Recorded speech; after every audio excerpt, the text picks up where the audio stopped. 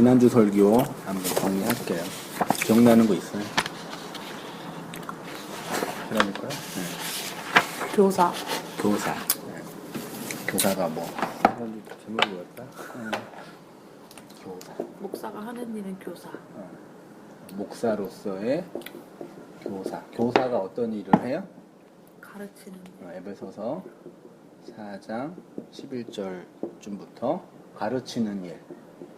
그게 이제 구체적으로 하나님이 사도와 선지자와 교사와 목사를 세우신 이유는 성도를 온전하게 하며, 그다음에 봉사의 일을 하게 하며, 그리스도의 뭘 세운다? 몸을 세운다. 이게 온전하게 하다가 뭐예요? 준비시키다. 뭘 준비시켜요? 봉사의 일을. 이 봉사는 오이코도메, 그래서 양식을 나누어 주는 종의 일이고, 그리스도의 몸은 어디로 세워요? 내 안에. 내 안에 하나님의 집을. 그래서 신구약 성경을 이해하는 큰 틀 세 가지 사건이 있죠. 세 가지 사건, 이야기. 성경을 이해할 수 있는 아주 세 가지 중요한 이야기. 첫째가 성경을 이해하는 세 가지, 성경의 주된 이야기, 성경이 말하고 있는 주된 내용. 첫째가 지난주 했어요. 지난주에요? 예, 설교 시간에. 아, 그래요? 예, 성경에 말하고 있는 중요한 세 가지. 첫째가 결혼하는 이야기. 결혼. 우리의 남편이신 예수님. 둘째가 결혼하면은 아이 낳잖아요. 자손 낳는 이야기. 그 다음에 집 짓는 이야기. 그래서 남편, 아버지, 나라. 이거는 가부, 고아, 나그네. 다 연결이 되네, 이렇게. 그래서 이제 이 세 가지 틀로 성경 전체를 이해하면은 쉽게 이해할 수 있다. 그런 얘기를 이제 한 거죠. 그러면 이제, 교사가 해야 할, 교회에서, 사실, 목사는 이런 사람이라라고 말하는 게 쉬울까요? 어려울까요? 목사는 이런 일을 하는 사람이에요. 라고 말하는 게, 교회에서. 어렵지 않아요? 되게 어려운 일이에요. 그러니까, 우리 집사람도, 목사의 어떤 일에 대해서 그렇게 말하는 게 어렵다고 얘기하는데, 그 어려운 이야기를 선생님 목사가 하는 이유는 뭘까요? 대부분의 교회 목사님들이 이런 일 별로 안 해요. 목사가 하는 일이 뭡니까? 그 정의가 없어요. 하는 이유는 교회에서 목사라는 이 존재가 바르게 정립이 돼야지, 그 다음에 이제 교회라는 조직 공동체, 소위 성도, 이 관계가 이제 바르게 된다는 얘기죠, 결론은.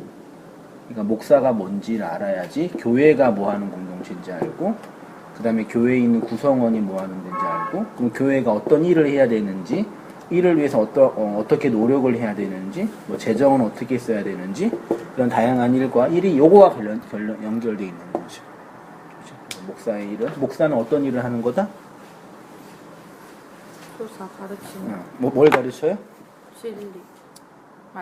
말씀. 말씀이 뭐예요? 양식.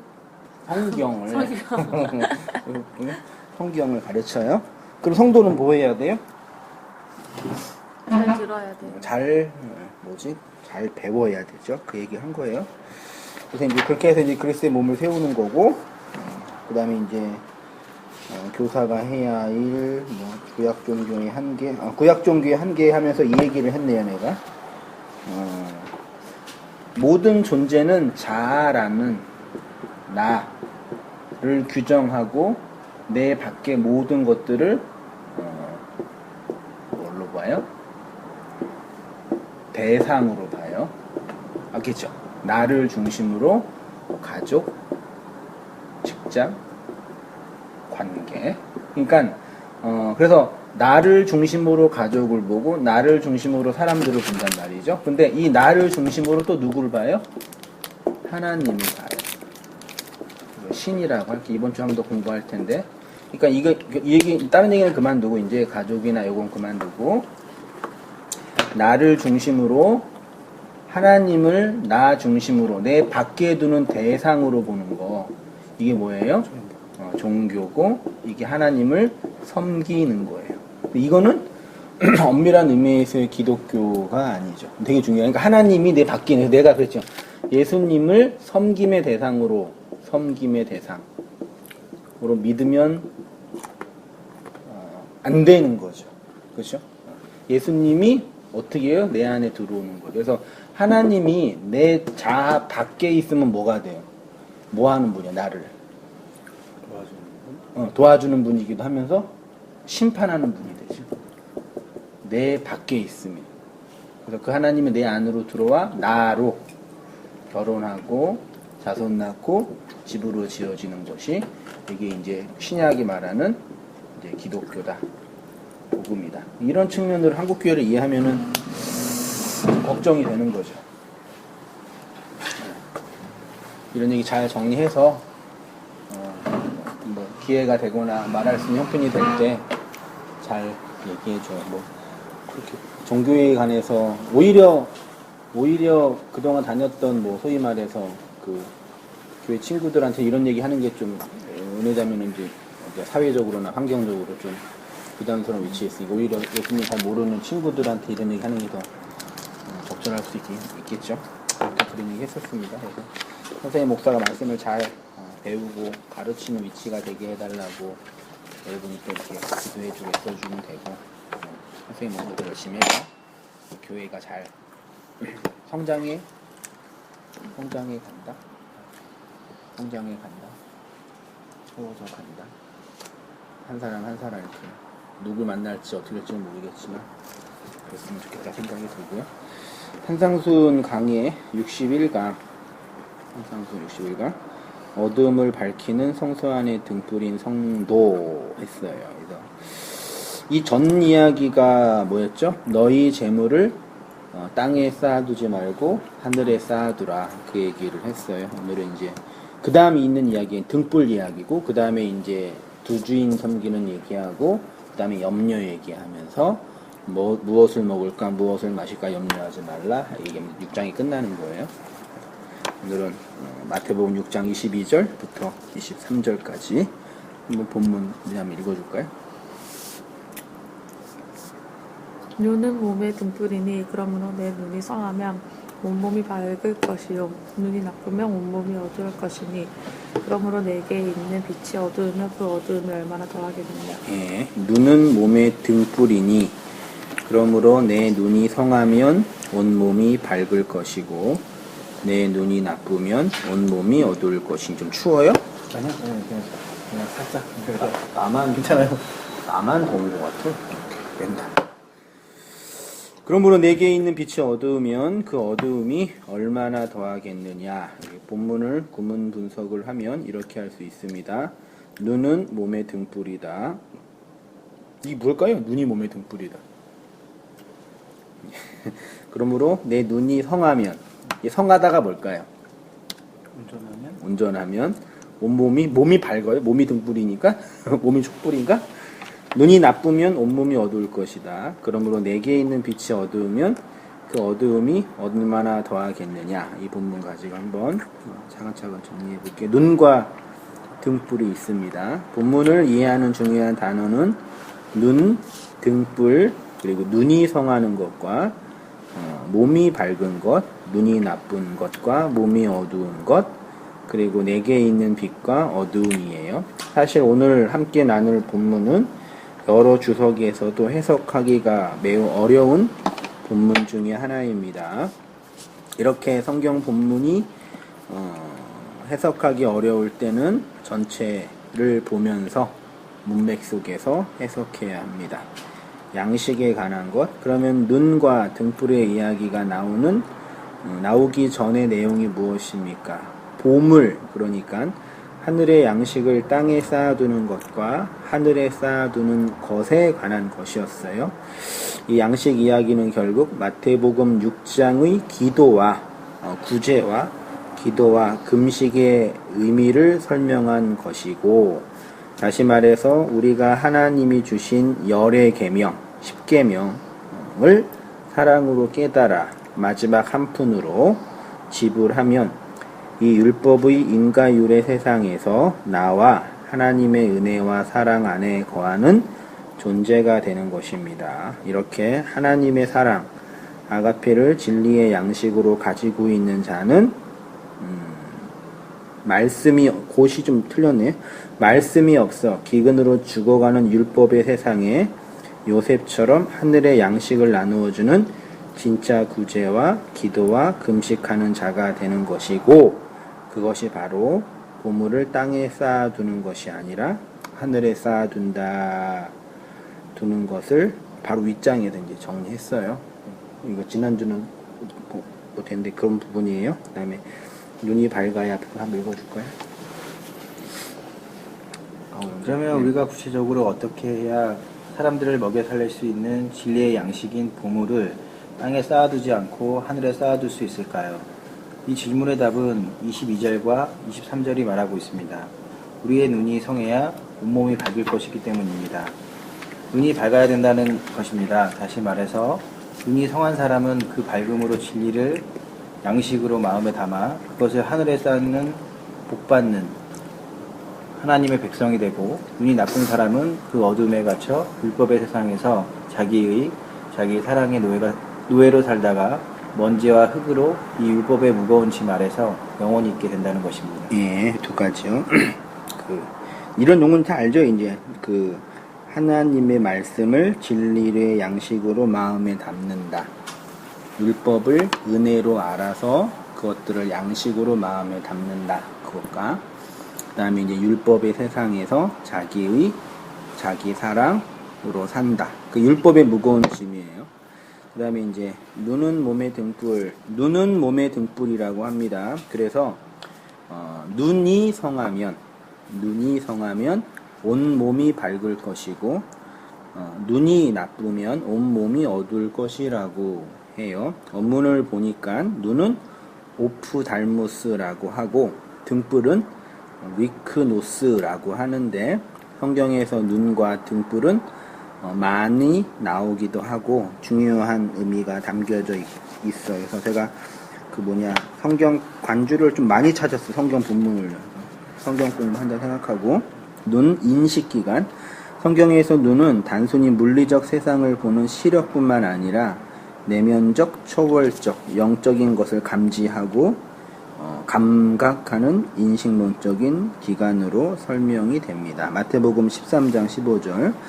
이 백성들의 마음이 완악하여서 그 귀는 듣기에 둔하고 눈은 감았으니 이는 눈으로 보고 귀로 듣고 마음으로 깨달아 돌이켜 내게 고침을 받을까 두려워함이로라. 여기 보면은 이제 귀가 둔하고 눈으로 보고 귀로 듣고 마음으로 깨달아. 그래서 이제 눈이 이제 하나님의 은혜, 하나님 자체를 보는 인식이 되는 거고, 이 본문을 보면 좀 해석하기 어려운 내용이 하나 있는데, 여기 봐요. 이 백성이 마음이 완악하여서 귀로 듣고 눈으로 보고 마음으로 깨달아서 내게는 누구예요?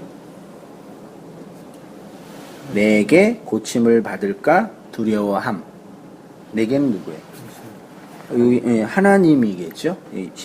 이사야에 있는 본문인데, 그러면 이게 좀 해석하기가 난해한 게, 하나님 백성에게 얘네들이 마음이 완악해서 귀로 듣고 눈으로 보고 마음으로 깨달아서 나한테 고쳐지기를 하나님이 원해요, 원하지 않아요? 원하지 않는 거예요. 그러니까 이 세상이 하나님을 보지 못하는 이유는 뭐 때문이에요? 우리의 완악함 때문에. 우리의 완악함? 봐요. 그러니까 우리의 완악함 때문에 내게 고침을 받을까 두려워함이라 그랬잖아요. 그러니까 완악한 자들이 하나님께 고쳐져야지 되는데 그들이 고쳐지지 않는 이유가 어디에 있다고 보는 거예요? 그러니까 하나님이 안악한 세상 사람들의 마음이 고쳐지기를 원해요, 원하지 않아요? 이 본문만 보면은 고쳐지길 원하지 않나요? 원하지 않잖아요. 내게 고침을 받을까 두려워함이었더라. 하나님이 말하자면 어떤 사람들이 진리와 복음을 깨닫는 것을 원하지 않는 것처럼 보여요. 어떻게 이해할까?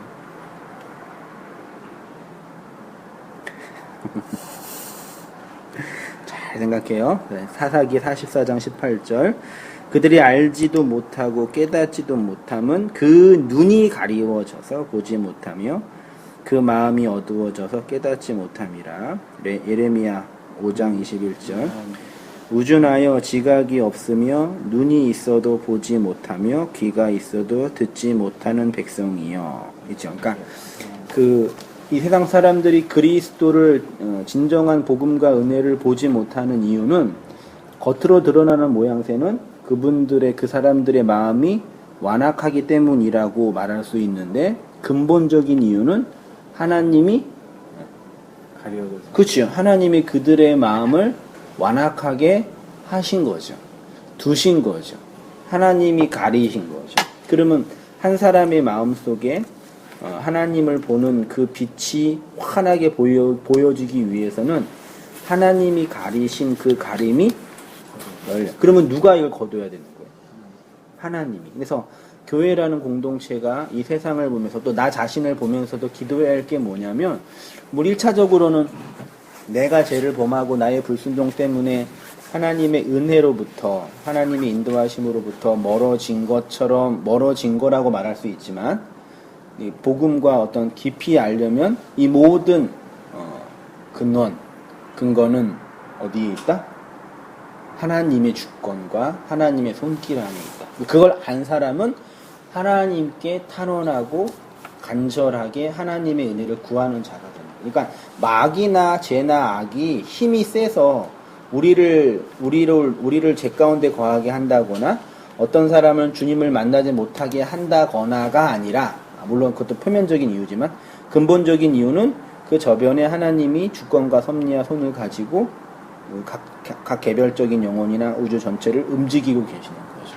그래서 그렇게 이제 진리를 안 교사들은 그 영혼들과 이 세상을 보면서 선지자적인 제사장적인 마음을 가지고 기도하게 되는 거죠. 저 사람이 복음을 알지 못하는 이유는 어디에 있어요? 하나님이 그 사람의 눈을 가렸기 때문에. 나는 보여요? 보여요? 보여요? 보여요? 왜 그래? 보인 사람은 그걸 보고 하나님께 중보하는 진정한 중보자가 돼요. 그러니까 그 일을 교회가 잘 해야 되는 거죠. 물론 이제 어떤 지혜나 전략과 방법이 필요한 건 자명하지만 그 관점을 가지고 움직여야 되고, 그러니까 교회의 개척 사역과 온땅교회 말씀 사역도 그 지향점을 가지고 가야 됩니다. 사람들이 복음을 이해하지 못하는 이유는 그 눈이 가려져 있기 때문이죠. 그러면 교회는 어떻게 해야 돼요? 목사나 교사나 온땅교회 우리 성도님들 멤버들은 이 세상의 그런 관점을 가지고 하나님이 그들의 가려졌던 눈이 열려지도록 말씀을 던져주고 가르쳐주고 기도해주고 간구해주는 그런 일이 필요한 거죠. 그래요? 나 살기 바쁘지 않나? 솔직히 생각해 봅시다. 나 살기 바쁘지 않나? 어쨌든 거기서 이제 오랫동안 교회 친구들이잖아요. 그 친구들이 모여서 이제 회포를 푸는 건데, 나는 그런 좀 아쉬움이랑 안타까움이랑 그런 이 세상과 영혼들과 교회 성도들을 보면서 교회를 향한 진정한 염려나 그런 마음 아픔이 과연 성도들에게 얼마나 있나. 물론 나의 이제 목사고 교회도 이제 리더십이고 또 어떤 데 직업이잖아요. 그러니까 가게 문 열었는데 가게가 안 되면은 주인이니까, 주인도 아니지만 그런 위치도 있기 때문도 있지만, 내가 날 보면은 내가 목사이기 때문에 교회를 염려하지는 않거든요, 솔직히. 근데 이 시대 많은 성도들이나 그 교인들의 마음 속에 정말 하나님의 나라랑 교회랑 잃어버린 영혼과 하나님 말씀에 대한 그런 염려, 고민, 그런 걸 하느냐? 그러니까 내가 볼 때는 안 한다. 사실 어떤 의미에서는 그 친구들 이렇게 교회에서 볼 때는 되게 신앙에 좋은 사람들 쪽에 들지 않나? 그나마 그냥 맨날 놀고 딱 봉사도 안 하는 그 사람들에 비해서는 그나마 신앙이 있다고 보는 거잖아요. 그쵸. 근데도 이렇게 같이 뭐 어떤 교회나 개인적인 신앙이나 그런 부분에 대해서는 그냥 이렇게 한 부분으로 제껴놓고 그런 저항감이 이 앞에 있는 목회자로서 많이 그러니까 이 한승희 목사가 느끼는 저항감은 이 한국 교회의 보편적인 대다수의 이 잘못된 비복음적인 구조 안에 있는 교회 전체도 저항감이 있지만 그 안에서 그냥 살기 힘들어요. 맞아요. 힘든데 그 안에서 이제 자기의 이제 고민과 어려움들 안에서만 갇혀 있는 그 영혼들이 이제 보이는 거죠. 근데 사실 리더십이나 교회가 그런 것들을 극복할 수 있는 어떤 판을 만들어 주는 게 교회가 해야 할 생각이 듭니다. 그런 의미에서 이제 교회가 움직여 나갔으면 좋겠다. 그런 생각을 해보면서 강팍한 마음의 원인이 있습니다. 한번 이거 읽어줄까요? 성경은 마음이 강팍하여 완악한 악인의 특징을 눈이 감겼다, 눈이 가려서 보지 못하는 것으로 표현합니다. 엄밀한 의미에서 성경이 말하는 죄는 윤리적, 도덕적, 사회계약적인 죄가 아니라 인신론적인 죄입니다. 성경이 말하는 이러한 도덕적, 윤리적인 죄는 피조물인 인간이 하나님을 바르게 인식하고 바르게 교제하는 것이 없기 때문에 나타나는 현상이라고 합니다. 그래서 도덕적, 윤리적, 사회계약적인 단어를 사용하지만 그 내용의 의미는 다릅니다. 다시 말해서 일반 국가와 사회에서 말하는 용어와 성경이 말하는 용어는 같지만 그 내용이 다릅니다. 그래서 성경을 그냥 읽으면 안 되고 그 뜻이 무엇인지 해석을 해야 되는 것입니다. 네, 그래서 여기 이제 강팍함의 원인, 도덕적, 윤리적 죄가 아니라 인식론적인. 그래서 예수님 믿지 않고 복음적인 이해가 없는 사람들에게 성경을 가지고 복음을 설교하면은 뭐라 그래요? 무슨 얘기인지 모르죠. 그렇죠. 같은 교회를 다녀도 왜 그렇게 얘기하냐 그러고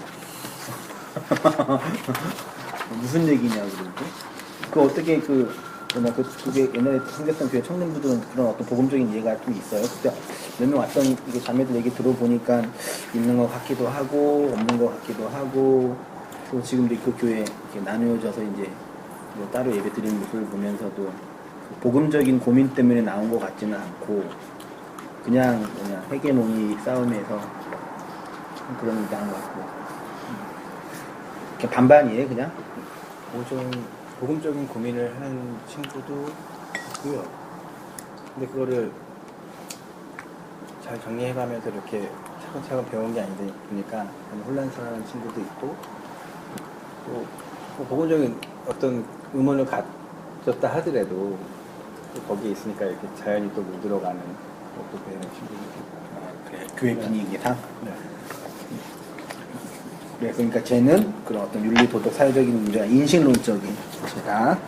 하나님의 심판과 은혜. 그래서 역사나 사람을 향한 하나님의 심판은 그들에게 하나님을 인식하고 감지할 수 있는 삶의 기회를 뭐 하는 거다?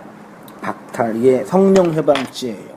그러니까 예수님께서 이 세상의 모든 인간의 죄는 다 사함을 받을 수 있는데 단 하나 못 받는 게 뭐예요? 성령을 회방하는. 성령 회방죄가 뭐냐라고 논란이 많이 있거든요. 성령을 어떻게 회방? 그러니까 하나님, 그러니까 명백하게 드러난 진리를 인간의 완악함으로 거역하는 거예요. 명백하게 있는데. 바꿔 말하면 하나님이 그 사람에게 하나님을 알 수 있고 알아갈 수 있는 기회를 박탈하는 거예요. 그럼 그 사람 구원 받을 수 있어요, 없어요? 그러니까 심판받고 좌절하고 고난받고 그런 인생의 어려움을 겪어도 그 안에서 하나님이라는 신적인 존재를 알게 되는 구원의 기회가 있잖아요. 근데 그 하나님을 알 수 있는 기회를 인식론적으로 이미 막아버리는 거예요. 하나님 알 수 있는 기회를. 그래서 더 이상 하나님을 알 수 있는 가능성조차도 없게 되는 거. 그게 세상을 향한 하나님의 심판이라는 거예요. 그러니까 지난주도 얘기했었나요? 애굽에는 하나님이 뭘 주셨어요? 10가지? 애굽에는 10가지 재앙을 주셨고 이스라엘에게는 10가지 계명? 말씀을 주셨죠. 그러니까 이 재앙의 본질이 뭐예요? 피게이파, 악도금의 흑장미. 이 재앙의 본질, 물이 피로 변하는 거, 개구리, 파리, 이제 대해서 있잖아. 이게 본질이 뭘까요? 이게 양식을 없애는 거니까. 물을 못 마시게 하고, 가축을 죽이고, 그 다음에, 쌀 못 먹게. 양식. 그러니까, 재앙의 본질은 뭐냐? 그들을 망하게 하고 멸망하게 하는 모양새지만, 성경을 읽고 있는 독자인 우리는 그 성경 본문을 보면서 하나님한테 까불면은 이렇게 재앙을 받는다가 아니라 그 재앙의 본질, 그 내면적인 의미는 양식, 진리, 말씀, 은혜. 그러니까 아무리 복음을 얘기하고 진리를 가르쳐도 못 알아. 그보다 더 큰 문제는 뭐예요? 진리와 복음과 말씀을 들을 수 있는 기회마저도 없어요. 그러니까 지금 한국교회 전체 상황에서 볼 때 보편적으로 말씀을 가르치고 있는 이 구조 안에서 소위 말해서 저런 설교를 들어가지고 복음을 알 수 있는, 내가 말하는 저런 설교는 설교의 수준의 문제가 아니에요. 설교자의 학력의 문제가 아니라 복음을 얘기하지 않고 꿈 얘기하고 자기 경영 얘기하고 율법 얘기하고 성공 얘기하고 그 다음에 도덕 얘기하는 저런 설교를 들어가지고 복음 알 수 있을까? 무엇을 준데 인터넷이나 이렇게 방송 뉴스를 보면 거의 대부분 다 그런 꿈이나 율법이나 도덕이나 또 좋은 거 감동적인 어떤 자극을 주는 거 아니면 헌신하라고 요구하는 거 그 정도는 해요.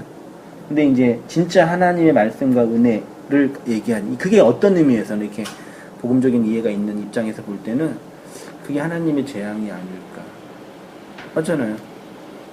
생각이 들어요. 더 기도하고 더 반듯하게 말씀 앞에 서면서 양식을 잘 나누어주는 요셉이 돼야 되는데 요셉 할아버지도 아니고 아무튼 그래요. 잘 해요. 네. 잘 합시다. 네? 이스라엘에게는 하나님 말씀을 주신 거죠. 그래서 잘 이렇게 여러분 어쨌든 이렇게 은단교회 선생님 목사랑 만나게 됐으니까 참 그렇잖아. 전혀 상관이 없는 사람이었어. 나랑도 상관없고 이 사람도 몇 년 전까지 몰랐었는데 아무튼 만나게 됐으니까 그 은혜와 은총을 잘 알아서 살아갔으면 좋겠고요. 그래서 은총은 하나님 자신을 계시하고 보여주는 것이 은총이에요. 성경에 하나님의 은혜를 입은 사람 중에 노아가 있는데 성경이 그를 이렇게 소개합니다. 그러나 노아는 여호와께 은혜를 입었다. 여기 깨라는 걸 제가 가로했잖아요. 이게 아까 지금 우리가 눈 공부하잖아요. 오프달모스. 그게 히브리어로 여기에 돼 있어요. 되게 좀 당황스럽죠? 일단 봅시다. 창세기 6장 5절. 여호와께서 사람의 죄악이 세상에 가득함과 그의 마음으로 생각하는 모든 계획이 항상 악할 뿐임을 보시고 땅 위에 사람 지으셨음을 한탄하사 마음에 근심하시고 이르시되 내가 창조한 사람을 내가 지면에서 쓸어버리되 사람으로부터 가축과 기는 것과 공중의 새까지 그리하리니 이는 내가 그들을 지었음을 한탄함이라. 그러나 노아는 여호와께 은혜를 입었다. 사람의 죄가 세상에 가득하여서 하나님은 사람을 포함한 온 세상을 심판할 것이라고 하신 후에 8절에 그러나 노아는 하나님께 은혜를 입었더라고 해요. 8절을 히브리어 원문으로 보면은 노아흐, 마차, 이게 어디로 오다, hen, 이게 은혜예요. 아인, 예호와. 아인이 뭐냐면 눈이에요. 그러니까 아까 우리 헬라어의 옵달모스의 히브리어예요. 예호와는 여호와고 직역하면 그러나 노아는 여호와의 눈에 들었다. 이거를 이제 히브리어 이거를 여호와의 눈에 들었다를 한글 성경은 여호와께 은혜를 입었더라고 번역을 합니다. 여호와 앞에 아인이라는 눈이 있습니다. 여호와의 눈에 노아만 보인 것이지요. 여호와의 눈에 보였다라는 것이 여호와의 은혜를 입은 것이고 하나님 자신을 노아에게 보여주신 것이죠. 그러니까 하나님의 은혜와 은총이 뭔지 이제 알겠죠. 그래서 노아가 방주를 만들며 구약의 교회를 세워가는 것이지요. 성경은 하나님의 백성들은 이렇게 하나님의 은혜를 입고 하나님을 눈으로 본다고 설명합니다. 본문 한번 읽어줄까요? 6기 42장 5절. 내가 죽게 대하여 귀로 듣기만 하였사오나 이제는 눈으로 주를 배웠나이다. 계속해 주세요. 시인은 자신들의 눈이 주의 율법 하나님의 말씀의 진리를 바르게 보기를 열망하였습니다. 시편 119장 18절. 내 눈을 열어서 주의 율법에서 놀라운 것을 보게 하소서. 시편 119장 148절. 주의 말씀을 조용히 읊조리려고 내가 새벽녘에 눈을 떴나이다. 네, 시편 119편 18절에 내 눈을 열어서 주의 율법에 놀라운 것, 주님의 율법 안에 놀라운 것이 있었다라는 얘기죠. 주님의 말씀 안에, 하나님의 말씀 안에 율법에서 놀라운 것이 뭘까? 뭐였을까요? 율법을 열심히 읊조리고 공부하면은 마음의 평안을 얻고 인생의 성공에 대한 비전이 생기고 그랬을까? 구약시대 시인 다윗이 내 눈을 열어서 주의 율법에 놀라운 것, 율법을 통해서 지금 우리가 경험하고 있는 복음적인 은혜, 소위 말해 예수 그리스도의 십자가와 부활과 교회의 어떤 내용과 완성들을 아마 구약 성도들을 보지 않았을까 생각이 들어요. 하나님의 심판. 그러나 하나님의 은혜로부터 유기된 영혼들의 특징이 뭐냐? 그들이 하나님을 인식하거나 감지할 수가 없다라는 얘기입니다. 하나님을 인식하거나 감지할 수 없어요. 그들에게 하나님은 영원히 자신들의 마음과 역사 바깥에 존재하는 힘 있는 신 정도예요. 그들에게 하나님은 초월적이지만 무관심하거나 심술궂은 신에 불과한. 그러니까 제가 좀 복음적인 은혜를 깨닫고, 그러니까 맨 처음에 여기 성천교회 가서 설교를 했을 때, 지금은 내가 안 그러려고 하는데, 이렇게 복음적인 이해가 없거나 막 자기 의를 신앙생활 하는 사람 보면은 괜히 뿔이 나. 여러분은 안 그래요? 목사, 뭔지 알겠어요? 괜히 뭐지? 화가 난다고 그래야 되나? 아니면은 기분이 나쁘다 그래야 되나? 아니면 기분이 좀, 좋은 말로는 되게 연민의 마음이 생기는 거고, 불쌍한 마음이 생기는 거고, 나쁜 말로는 괜히 화가 나. 왜 그러고 신앙생활 하는지. 그래서 그게 막 던진 거예요, 사실은. 지금 요즘에는 더 심해졌어, 이게. 내 말 이해돼요? 되게 용납도 안 되고 이해도 안 되고 불쌍하기도 하고 안타깝기도 하고, 왜 저러고 교회 생활할까? 왜 저러고 저렇게 바보처럼 그 종교에 갇혀 있을까? 차라리 이교도들이나 예수님 안 믿는 사람들이라면 자기가 선택했잖아요. 그렇죠? 근데 저분들은 자기가 선택했다고 갔는데 그게 거짓말이라는 게 들통나면 어떻게 할까? 그런 거 보면 되게 내가 괜히 기분이 안 좋아. 그러니까 뭐 그들을 향한 사랑이네, 뭐 하나님의 그건 나도 모르겠는데 그냥 가슴이 그냥 이게 돼요? 그래요? 강은주도 그래요? 그래서 괜히 가서 얘기하고 싶고 그러지 말라고. 그래서 몇 번 얘기하다가 이제 미친놈 돼가지고 그 얘기 이제 안 해야 되겠다, 할 사람은 해야겠다 생각 든 분도 있는데 그런 마음이 생기는 것 같아요. 그런 마음이 있을 때 어떻게 해요? 처음에는 저도 뭐 나중에 교회에서 이거 아니다 이제 성경을 조금 알았을 때 지식적으로 좀 알았을 때도 그런 게 좀 있었어요. 그건 아니다. 뭐 시간이 지나고 나서 말씀하신 이제 뭐 복음에 대해서 조금 깨닫고 나서 그런 눈이 생기는데 처음에는 사람들이 다 잘못된 거 아닌가? 교회 다니는 사람들이 그런 시각으로 보게 됐어요. 화도 나고. 근데 나도 또 정확하게 뭐 어떻게 신앙생활 하고 있는지 스스로도 잘 안 쓰고 그러니까. 근데 어떤 신앙적으로서 이제 막 대립해서 얘기할 때도 있었죠. 근데 지금은 그렇진 않고요. 어제도 지금 조금 전에 오기 전에도 이제 시간이 없는 친구랑 얘기하고 얘기 많이 하고. 그저께도 이제 전화 오면 전화가 와요. 지금 그게 와서 이제 하다 보면 이제 신앙적인 하는 동생이 있어요. 근데 애가 셋이고 결혼도 했는데 전화 와서 이제 얘기해요. 아 그때 이제 아내가 교회 다녀가지고 자주 얘기하는데 하는 이렇게 이제 하나님의 은혜를 거두는 거다 하고요. 여기 이제 이사야 6장 10절 보세요. 이 백성의 마음으로 둔하게 하며 그 귀가 막히고 눈이 감기게 하라. 아이고, 누구한테? 이사야한테. 네가 가서 진리를 전하면 백성의 마음이 둔하게 되고 귀가 막힌대요. 이해돼요? 우리 지난주 보석 얘기했잖아요. 기억나죠? 보석이 뭐예요? 봄을 하다가 보석 얘기했는데 이게 귀한 뭐예요? 돌이죠. 이 성경에서 돌은 누구예요? 진짜 예수예요. 예수를 머릿돌이라고 하고 머릿돌 혹은 모퉁이돌. 좋은 뜻이에요? 나쁜 뜻. 뜨인 돌. 뜨인 돌은 뭐예요? 다니엘서 12장에 나와 있는데 큰 돌이 신상을 이게 신상이에요. 무너뜨리는 거예요. 인간의 자아 숭배를 돌이 깨뜨리는 거예요. 그래서 이제 이게 가루가 되는 거지. 뜨인 돌. 또 하나는 뭐지? 넘어지게 하는 돌이 뭐지? 넘어지게 하는 돌. 그거 이제 스칸달론이라 그러는데, 그 뭐야 이거? 올무가 아니라 단어 기억 안 나요? 올무가 아니라 넘어지게 하는 돌이 있어요. 기억이 안 나. 넘어지게 하는데 기억나면 할게. 넘어지게 하는 돌. 이거는 부정적인 거예요.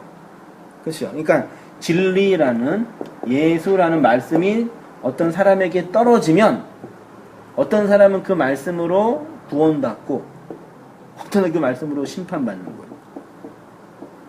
알겠죠? 진짜 이 중요합니다. 진리가 떨어지면요. 진리가 떨어지면. 그 얘기 하는 거예요. 복음을 전하면 그 복음을 받아들이는 사람은 구원받고 그 복음을 거부하는 사람은 심판받는 개념이라는 얘기죠.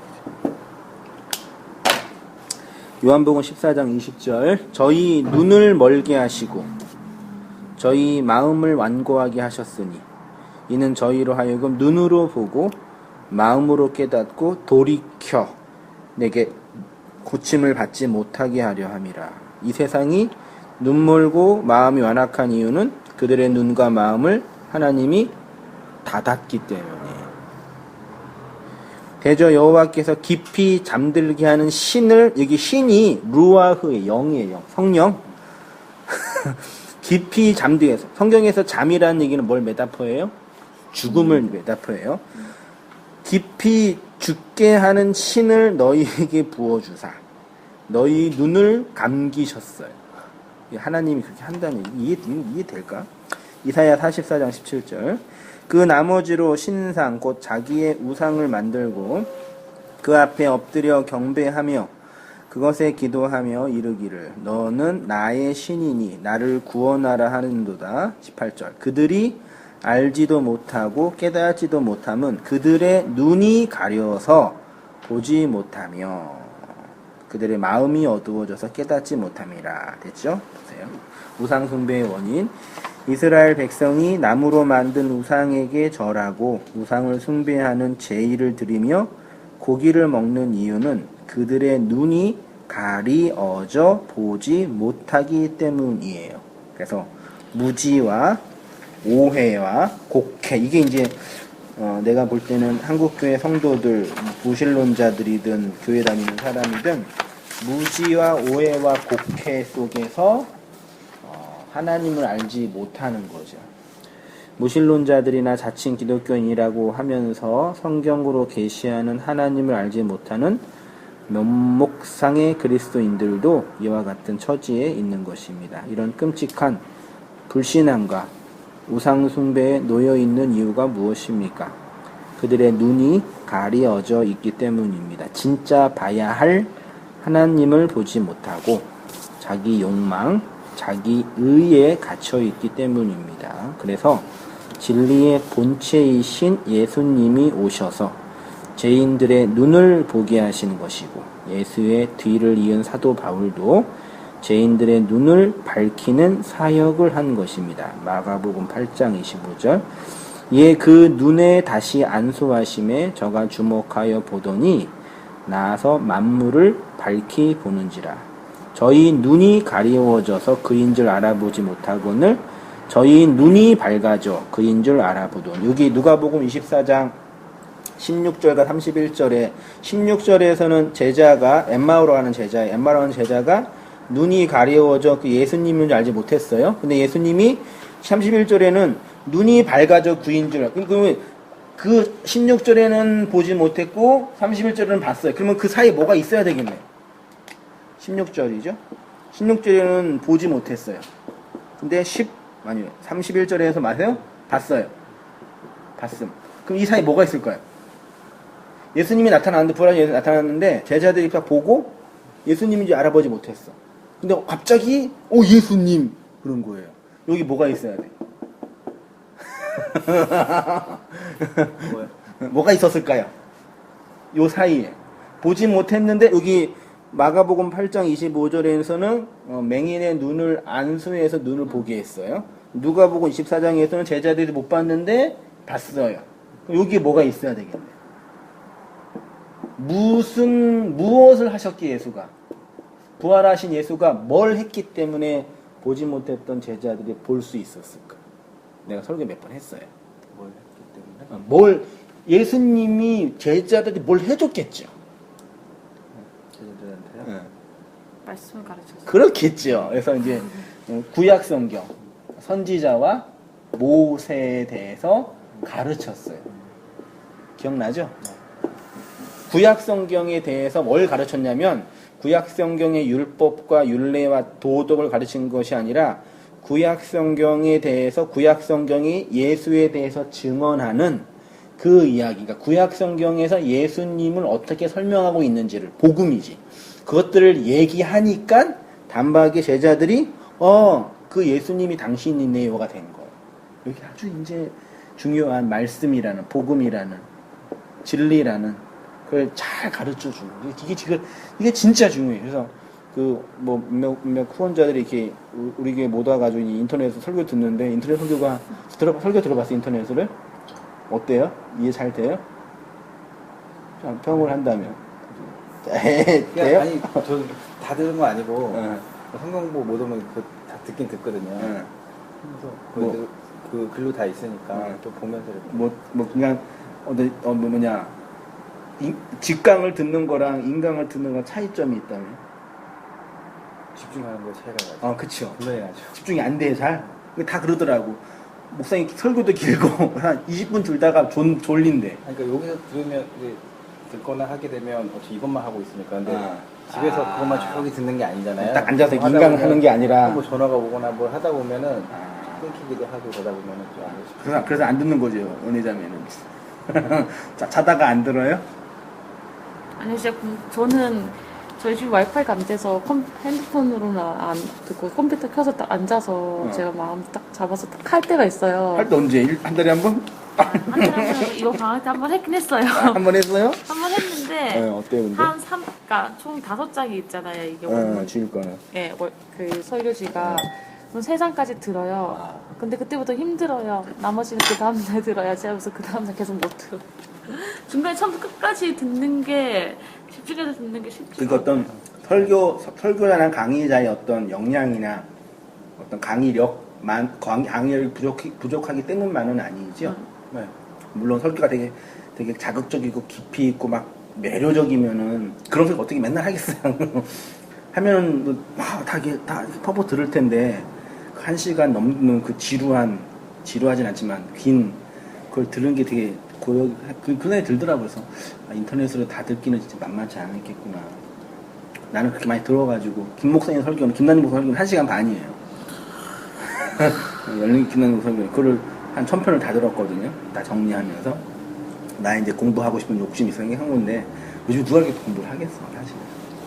그래서 참 어쨌든 이제 온땅위 인터넷 사역이 어떤 중요한 사역 중에 하나인데 좀 어떻게 좀 이렇게 예쁘게 포장을 해서 방송용으로 좀 만들어야 될지 콘텐츠를 그런 고민도 되고. 홍도님들은 사실 인터넷 사역이 별 필요 없잖아요. 그냥 보조로 그냥 설교 온 거나 보고 제목 정도 아는 거지 그거 들으면서 막 말씀을 배우지는 않잖아요. 인터넷 사역을 좀 더 참 고민이에요. 좀 방송용으로 예쁘고 좀 포장을 잘해야 될지 아니면 그냥 내 색깔을 그냥 할지 그냥 일단 그냥 올리기만 하는데 아무튼 다 그렇게 힘들어 하더라. 그래서 기분이 부담스럽구나 그랬지. 그냥 듣는 건 괜찮는데 아무튼 뭐 그렇게 뭐가 더 여기까지 왔어. 네, 말씀 가르치는 거. 그래서 이게 제일 중요해요. 메타담. 그러니까 아무리 뭐 얘기하고 얘기를 들어주고 그리고 상담학에서는 얘기를 들어주는 것만으로도 큰 힘이 되는 건 분명히 있거든요. 내가 얘기를 하는 것만으로도. 근데 그것만으로 안 되고 복음적인 예수에 대한 복음적인 설명을 잘 해줘야 돼. 구약과 신약에서 예수가 어떻게 증거되어지고 예시되어지고 모형되어지고 그 예수가 날 위해 죽으신 사건이 뭔지를 다 아는 것처럼 느껴지는데 몰라요. 맞잖아요. 근데 한번 은혜자분들 얘기할 수 있겠어요? 그래, 복음적인 얘기를 얘기할 수 있겠어요? 그걸 얘기해야 돼요. 그래야지 내 안에 있는 거예요. 그래서 이번에 설날에도 한번 마음 잡고 내려가서 얘기해보려고. 내가 얘기를 해야지 내 안에 그게 있음이 증명돼요. 그래서 얘기를 자주 하는 게 되게 중요해요. 내가 설교 들었던 것 좀 정리를 해서 이렇게 최소한의 내용이라도 잘 이렇게 흘려주고 나누어주고 그런 과정이 그게 있어야 돼요. 그게 안 되면은 설교라도 들으라고 소개를 하든지 정 안 되면 이걸 듣지 않으면 안 돼요. 이게 실제로 근데 한국 교회 안에 복음적인 설교를 들을 수 있는 구조가 얼만큼 있냐. 대부분 다 교회 설교가 20분, 30분도 안 돼요. 그 안에서도 정말 복음적인 색깔이 있는지는 의문이지. 그런 한테 누가 그 예수를 진짜 볼 수 있겠어요. 그런 부분에서 온땅교회가 좀 탁월하고 깊이 있고 효율적이고 가치 있게 하면 좋겠는데 아무튼 이거예요. 그래야지 봐요. 사도행전에서도 이제 사도 바울의 이제 비전이 나를 본 일과 장차 내게 나타날 일, 본 일. 그 눈을 뜨게 하는 사역을 했죠. 고린도후서 4장 4절. 그 중에 이 세상 신이 믿지 아니하는 자들의 마음을 혼미하게 하여 그리스도의 영광의 복음의 광채를 비치지 못하게 함이니 그리스도는 하나님의 형상이니라. 그 다음 밑에 거 누구 읽을 차례죠? 네. 그 중에 이 세상의 신이 교사의 사명. 네. 그들의 눈을 뜨게 하여 사도 바울의 소명 기사는 단순히 개인의 소명과 사명뿐만 아니라 교회 공동체가 이 역사 속에서 감당해야 할 사명입니다. 그리스도의 영광의 빛을 담은 눈으로 율법주의의 세상을 밝히는 빛이 되어야 합니다. 네, 그다음 이게 눈의 의미고 두 번째 등불이라는 단어의 의미를 살펴보면 은혜를 나누겠습니다. 등불이란 단어가 헬라어로는 위크노스인데 등불, 빛 이런 뜻이고 위크노스가 구약 성경으로 가면은 두 개의 단어로 번역이 됐는데 니르라는 단어와 마오르라는 단어로 번역이 됐어요. 니르는 성소 안에 있는 등불과 등잔을 의미하고 마오르는 빛을 의미하는데 이 마오르는 오르에서 왔어요. 오르는 뭐냐면 빛을 내다, 빛나다 뜻이에요. 그러니까 이 위크노스의 헬라어의 히브리어가 마오르인데 이 마오르의 뜻이 뭐냐? 발광체. 그러니까 여기 등불은 빛을 내는 발광체예요. 창세기 1장에 발광체가 있죠. 하나님 세상을 창조할 때 그 큰 광명과 작은 광명이라고 하는데 그런 얘기 하는 거예요. 성소를 밝히는 등불, 본문에서 말하는 등불은 당연히 성전 안에 있는 등잔을 염두에 두고 하신 말씀입니다. 성전에 들어가면 짐승을 태우는 번제단이 있고 그리고 그곳을 지나면 원형으로 된 물두멍이 있고 성소에 들어가면 오른쪽에는 뭐가 있어요? 그 떡상이 있고 왼쪽에는 7등대가 있어요. 그러니까 지금 내가 지금 성경 신학책을 다시 보면서 성경 강해를 이제 좀 하려고 계속 공부하고 있는데 참 너무 어려워요 성경. 보면 볼수록 어려워. 나는 언제 성경 강해를 할 수 있을까? 이게 성막이에요. 성전도 되고 뜰 가운데 뭐가 있어요? 이게 성소, 이게 정사각형으로 지성소, 여기는 성소, 여기는 뜰, 여기는 마당. 여기 이제 문 하나 있죠? 문 통하면은 맨 앞에 뭐가 있다고요? 번제단. 번제단이 뭐예요? 짐승 태우는 곳이죠? 그 다음에 뭐가 있어요? 물이 있는 항아리예요. 큰 항아리. 그 다음, 여기 들어가면 문이 있고, 여기 성소예요. 여기 오른쪽에 뭐가 있어요? 떡. 진설병이라 그러죠? 다윗이 들어가서 이거 먹은 거예요. 떡상. 하나님 말씀. 예수님의 몸을 상징하고, 오른쪽에 7 등불이, 이게 등이에요. 가운데 향단이 있고, 향단 들어가면 여기 앞에 뭐가 있어요? 언약궤, 법궤. 이거예요. 그래서 이게, 이 성막 자체가 이 세상을 상징해요. 번제단을 통과해서 물두멍에 들어가 이 안에 이 등불을 지금 예수님이 상정하고 얘기한 거예요. 그러면 여기 등불이 꺼지면 이 세상을 상징하는 성소가 보여요, 안 보여요? 안 보이는 거예요. 말씀의 기능. 그래서 촛불은 무엇이 하나님의 말씀인지, 여기 떡상, 우리가 먹어야 할 그 양식이 무엇인지 알게 하고 어디가 분향단인지를 알게 합니다. 빛으로서의 하나님의 말씀이 바로 이런 기능을 하고 있습니다. 그래서 시인은 주님의 말씀이 내 발의 등이고 내 길의 빛입니다. 요거 얘기하는 거예요. 들어갔는데 다 어두워지면 뭐가 뭔지 모르잖아요. 이 세상이 그래 지금. 우리가 살고 있는 이 역사 속에서 하나님의 말씀이 무엇인지, 하나님께 가까이 갈 수 있는 분향단이 어딘지를 알 수 있게 하는 그 빛입니다. 그런데 이 빛을 계시록에 가면 7 촛대, 7 영이라고 설명합니다. 한번 본문 읽어줄까요? 네, 요한계시록 4장 4절. 또 보좌에 둘러 24 보좌들이 있고 그 보좌들 위에 24 장로들이 흰 옷을 입고 머리에 금관을 쓰고 앉았더라. 보좌로부터 번개와 음성과 우레소리가 나고 보좌 앞에 켠 등불 7이 있으니 이는 하나님의 7 영이라. 보좌 앞에 수정과 같은 유리 바다가 있고 보좌 가운데와 보좌 주위에 4 생물이 있는데 앞뒤에 눈들이 가득하더라. 먼저 이 성경 어렵죠? 또 내가 보니 보좌와 4 생물과 장로들 사이에 어린 양이 섰는데 일찍 죽임을 당한 것 같더라. 7 뿔과 7 눈이 있으니, 이 7 뿔이 있고 7 눈이 얼마나 괴물이겠네? 이 눈은 온 땅에 보내심을 입은 하나님의 7 영이더라. 보세요. 7 촛대, 7 눈, 7 영. 하나님의 보좌 앞에 24 장로가, 24가 뭐예요? 12 곱하기 10, 12 더하기 10이죠? 10이라는 하나님의 백성. 그거예요. 7 뿔과 7 눈이 있습니다. 그런데 그 눈은 영이라고 해요. 그리고 등불이라고도 해요. 등불이 눈이고 눈은 영이며 영은 곧 말이지요. 그러니까 성전 안에 있는 등불은 이 세상이 무엇이며 어떤 것인지를 알게 하는 빛이고 그 빛은 우리에게 말로 전달되는 진리입니다. 그래서 하나님의 말을 받은 자들이 하나님의 영을 받은 자들이고 그 영은 빛이니까 이 어두운 세상에 빛을 비춤으로 떡상이 어디 있고 그 떡이 무엇을 의미하는지 분향단이 어디 있는지를 알게 하는 것입니다. 여러분, 성전은 우리가 살고 있는 이 세상의 작은 모형입니다. 그래서 성전 밖에 있었던 우리가 성전 안으로 들어오고 성전 안에서 성소에서 빛을 통해서 하나님의 말씀의 떡을 먹게 되고 분향단을 지나 성소로 지성소로 들어갈 수 있게 되는 것입니다. 한번 읽어줄까요? 가증한 성전 제사. 우리가 시간과 공간 속에서 세상이라는 성전에 살고 있는데 이 성전은 무엇을 하는 곳입니까? 사람들은 성전 안에서 열심히 제사를 드립니다. 동물의 피해 제사를 드리며 하나님을 섬기고 있다고 스스로 대견스럽게 생각합니다. 그런데 성전에서 제사를 드리는 이유는 제사 자체를 위한 것이 아니라 하나님을 배우는 곳입니다.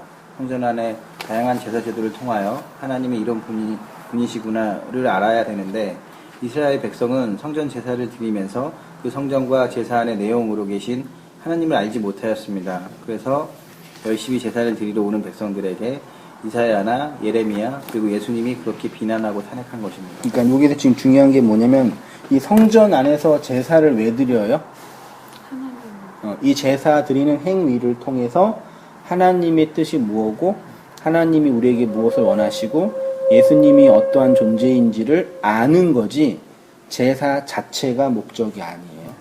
근데 이스라엘 백성들이 이사야나 예레미야나 이런 예수님의 탄핵을 보면은 성전 제사를 하나님이 명령하셨고 그리고 그들은 열심히 지킨다고 하고 있는데 이 선지자들은 너희가 지금 쓸데없는 제사를 지내고 있다. 그 가증한 제사 집어치우고 똥 그만 바치고 성전 문 닫아라 그래요. 이게 왜 그러냐면 제사를 드리는 이유는 하나님이 누구이고 어떤 분인지를 알아서 그 하나님의 뜻을 알고 이 세상에서 빛으로 소금으로 존재하라는 것이 하나님이 제사 제도를 준 목적이었는데 이스라엘 백성들은 나 오늘 제사 드렸다. 나 오늘 500만 원짜리 바쳤다. 나는 1000만 원짜리 바쳤다. 나는 2000만 원짜리 바쳤다. 누구는 바쳐가지고 복 받았대. 그러고 있는 거예요. 그 지랄을 하고 있는 거예요. 똑같잖아요 지금 교회랑. 그래서 선지자 나가가지고 그 필요 없다고. 그러니까 이 세상을 다 직장생활 하니까 아는데 이 세상에 사람들이 사는 목적은 뭐예요? 뭐 돈이라면 돈이고 행복이라면 행복이죠. 그러니까 다 거기에서 먹고 자고 싸고 놀고 행복하게 있고 즐겁게 있고 나라는 존재감을 확인하고 다 거기에 있어요. 왜 사는지는 아무도 몰라요. 앞으로 100세까지 살아야 된다고 그러는데 잘 준비하세요. 100세까지 살 것만 생각하지 내가 왜 100세까지 살아야 되는지에 대한 이유는 아무도 몰라요. 그러니까 이 안에서 깜깜한 어두운 데서 제사만 계속 드리고 있는 거예요. 빛이 있으면 제사를 왜 드려야 되는지를 알게 하는 것처럼 복음이 이 세상에서 열심히 살고 있고 노력하고 행복하게 살고 있는 사람들에게 그러니까 성경과 복음은 네가 노력하면 복받고 네가 애쓰면 성공할 수 있어를 가리키는 종교가 아니라 네가 이 땅에 왜 있어야 되는지를 얘기해 주는 거예요. 열심히 살고 돈 많이 버는 거는 교회가 복음이 얘기할 바가 아니란 말이죠. 네, 무슨 말인지 알죠? 교회가 우리 성도가 이 세상에 존재하는 이유는 이 제사를 통해서 하나님이 누구인지 알아. 그 알물 이방 세상에게 하나님을 증거하는 하나님의 이 세상의 의미를 설명해내는 그 빛으로 존재로 소금으로 있어야 된다고 얘기하려고 있는 건데 얘네들 요거에만 집중하는 거예요. 네. 이게 세상 다 그러고 살잖아요. 이유 있어요? 다 그것뿐이 없어요. 우리는 어떻게 살아요? 그 얘기예요. 빛이 없는 종교 하지만 성전 안에서 열심히 제사를 드리는데 그 제사의 의미와 내용을 모르고 있는 것입니다. 그 이유가 무엇이죠? 그들의 그 제사 행위를 밝히 비춰주는 빛이 없기 때문이다. 빛. 성소 안에 들어가면 바깥에서 빛이 들어오지 않기 때문에 안은 등이 없으면 깜깜합니다. 그런데 빛이 비추이면 성소 안의 세상을 바르게 볼 수 있습니다. 이 세상을 바르게 볼 수 있어요. 우리가 살고 있는 이 세상도 마찬가지입니다. 모두들 열심히 자기 나름대로의 희생 제사를 드리면서 하나님을 섬긴다고 하는데 빛이 없으니까 이 희생 제사와 종교적인 노력과 열심히 무엇을 위한 것인지 어디를 향한 것인지 알지 못하는 것입니다. 그냥 열심히 달리는 것입니다. 그래서 어떤 사람은 이 역사 안에서 행복하기도 하고 다른 사람들을 위해서 희생하는 것처럼 보이기도 하고 나름대로의 의미와 가치를 발견하며 삽니다. 그런데 그것이 무엇인지 무엇을 의미하는지 자신이 어디로 가고 있는지를 알지 못합니다. 왜 그렇습니까? 빛이 없기 때문입니다. 이것이 성경이 말하는 어두움입니다. 그래서 성경은 빛이 된 성도에게 어두움의 일을 버리라고 합니다. 예수께서 또 말씀하여 이르시되 나는 세상의 빛이니 나를 따르는 자는 어두움에 다니지 않아. 어두움의 일이 뭐예요? 그치. 그러니까 율법적인 타락이나 삶의 실패나 절망이 아니라 빛이 없는 세상에서 여기 지금 사사기나 예수님이 탄핵하는 것처럼 성전제사 열심히 드리고 있는데 왜 드리는지 그 피가 무엇을 의미하는지 뭔지 모르고 계속 하는 거예요. 그게 어두움의 일이에요. 그게 어두움의 일이에요. 그 어두움의 일을 버리라. 열매의 그 어둠의 일에 참여하지 말라라고 하는 거죠. 에베소서 5장 8절.